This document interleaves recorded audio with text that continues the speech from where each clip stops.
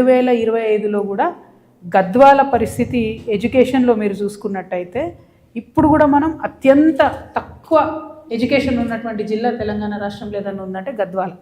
సగటున భారతదేశంలో 76.9% literacy rate ఉంది. కానీ మన తెలంగాణలో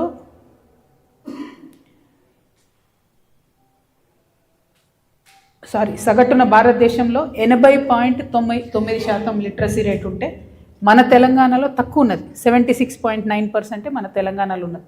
అందులో మరీ ముఖ్యంగా రూరల్ తెలంగాణ అంటే అర్బన్ తెలంగాణ హైదరాబాద్ చూసుకుంటే మీరు 76.9% కనబడుతుంది. కానీ రూరల్ తెలంగాణ మన గ్రామీణ ప్రాంతాల్లో మాత్రం 69.9% ఉన్నది. అంటే భారతదేశ సగటుకి దాదాపు 11% తక్కువ మన దగ్గర శాతం ఎడ్యుకేషన్ ఓవరాల్ తెలంగాణ చెప్తున్నాను నేను. అదేవిధంగా మహిళల యొక్క శాతాన్ని చూసుకున్నట్టయితే తెలంగాణలో 65.9% ఉండే పోయిన సంవత్సరం నుంచి ఈ సంవత్సరానికి 61.1% పడిపోయింది. దేశవ్యాప్తంగా మహిళల ఎడ్యుకేషన్ పెరుగుతుంటే మన తెలంగాణలో మాత్రం మహిళల ఎడ్యుకేషన్ 4% పడిపోయింది. ఇక తెలంగాణ రైజింగా ఫాలింగా మరి మనమే ఒకసారి ఆలోచన చేసుకోవాలి. ఎందుకు తెలంగాణ రైజింగ్ అని సంబరాలు చేసుకున్నారో ముఖ్యమంత్రి గారే చెప్పాలి. ఇక గద్వాల విషయానికి వస్తే ఇంకా దారుణం ఏంటంటే 49.8% మాత్రమే ఇప్పటికీ కూడా మన ఎడ్యుకేషన్ మన లిటరసీ పర్సెంటేజ్ ఉన్నది. అందులో మరి ముఖ్యంగా మహిళలది చూసుకున్నట్టయితే 39.4% మాత్రమే మహిళా ఎడ్యుకేషన్ ఓవరాల్ గద్వాల జిల్లా 2 నియోజకవర్గాలు కలిపి ఉన్నది. ఇక పర్టికులర్గా కేటితోటి మండలం ఏదైతే గట్టు నుండి విడిపోయి కొత్త మండలం అయిందో అక్కడ చూసుకుంటే లోయెస్ట్ 33.77% ఓవరాల్ లిటరసీ రేట్ ఉంటే మహిళలది అత్యంత దారుణంగా 23% మాత్రమే ఉన్నది. ఇక ఇక్కడున్న డికే అరుణమ్మ గారు ఉన్న పార్టీ బీజేపీ బేటీ బచావో బేటీ పడావో అంటున్నారు. మరి ఏం పడాయిస్తున్నారో ఎక్కడికి వెళ్ళి పడాయిస్తున్నారో నాకైతే అర్థమైతే లేదు. ఆవిడ సొంత జిల్లా సొంత ఇలాకా గద్వాల జిల్లాలో కేటితోటి మండలంలో మహిళా అక్షరాస్యత రేటు 23% ఉంటే డికే అరుణమ్మ గారు ఏం చేస్తున్నారు? నేను ఈ ప్రశ్న సూటిగా అడగదలుచుకున్నాను. ఓవరాల్గా గద్వాల రాజకీయం అంతా చూసుకుంటే మీరు నాకంటే ఎక్కువ మీ అందరికీ తెలుసు. నేను కొత్తగా వచ్చిన మొన్నటిదాకా నన్ను నిజామాబాద్లో ఖైదీ చేసి పెట్టారు. ఇప్పుడిప్పుడే నేను తెలంగాణ అంతా తిరుగుతున్నా మళ్ళీ ఉద్యమం తర్వాత. నేను మిమ్మల్ని రాజకీయంగా మిమ్మల్ని పత్రికా మిత్రులు మీ ద్వారా ప్రజల్ని కోరుతా ఉన్నా.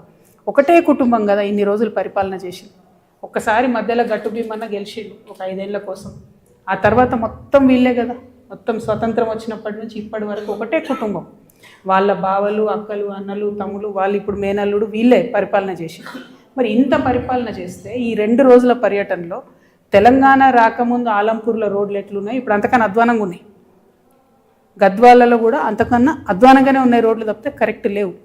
ఎందుకు లేవు అంటే దానికి రకరకాల కారణాలు ఉన్నాయి. ఆ కారణాలు కూడా చెప్తాను.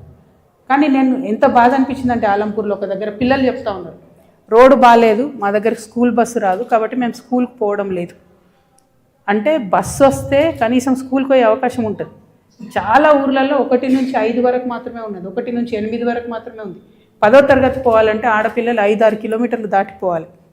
ఆ రోడ్లన్నీ ఎంత దారుణంగా ఉన్నాయంటే ఇసుక టిప్పర్లు పోతున్నాయి.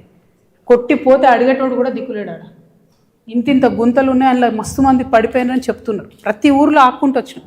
మీరు మా పర్యటన చూసిరో లేదో, ఏమి హడావుడిగా మీద రాజకీయ పర్యటన కాకుండా ఒక అధ్యయనం చేసేటట్టుగానే పర్యటన చేసినాం. చాలా చాలా బాధాకరం ఇది. డెఫినెట్గా అరుణమ్మ గారు కృష్ణమోహన్ రెడ్డి గారు ఆన్సర్ చెప్పాల్సిందే. ఒకటే కుటుంబాన్ని ప్రజలు పదే గెలిపిస్తూ ఉంటే మీరు ఏం చేసిండ్రు? లిటరసీ రేటు లేదు, రోడ్లు లేవు, ఏమున్నది మరి? వ్యవసాయానికి నీళ్ళు ఇప్పుడు వస్తున్నాయి, అది కూడా తెలంగాణ వచ్చినాక అంతో కొంత వచ్చినాయి, పూర్తిగా రాలేదు. ఏమున్నది మరి? ఒక వ్యాపారం ఉన్నదా? ఒక ఉద్యోగం ఉన్నదా? అసలు 14 నుంచి 18 ఏళ్ళ పిల్లలు ఒక అధ్యయనం చెప్తున్నది గద్వాల జిల్లాలో మొత్తం గంజాయికి అలవాటు పడిపోయి బతుకులు నాశనం అయిపోతున్న పరిస్థితి ఉన్నది. ఎందుకు ఇట్లా? మీ కుటుంబాన్ని గెలిపించడమే పాపమా? ఏ పార్టీలో అయినా మీరే ఉంటారు. బీజేపీలో మీరే ఉంటారు, కాంగ్రెస్లో మీరే ఉంటారు, వైఎస్ఆర్సీపీలో మీరే ఉంటారు, బీఆర్ఎస్లో మీరే ఉంటారు, తెలుగుదేశంలో మీరే ఉంటారు. ఏ కండువా ఈ కండువా ఆ కండువా మారుస్తారు. ఏ కండువా లేకపోతే కలిసిపోయి ఎలక్షన్లు చేసుకొని అల్టిమేట్గా అతనో అల్లుడో ఎవరో ఒకరు గెలవాలి, ఇక్కడ రాజ్యాధికారం చేపట్టాలి. మంచిదే, సంతోషం. ప్రజాస్వామ్యంలో మీరు ఎన్నైనా చేయొచ్చు, మీ తెలివితోని గద్దెనెక్కొచ్చు. కానీ గద్దెనెక్కి ఏం బాధ్యత నిర్వహిస్తున్నారు మీరు? దయచేసి ఒకసారి ఆలోచన చేయండి. ఫీమేల్ లిటరసీ రేటు 23% అంటే తెలంగాణకు నామోషి కదా.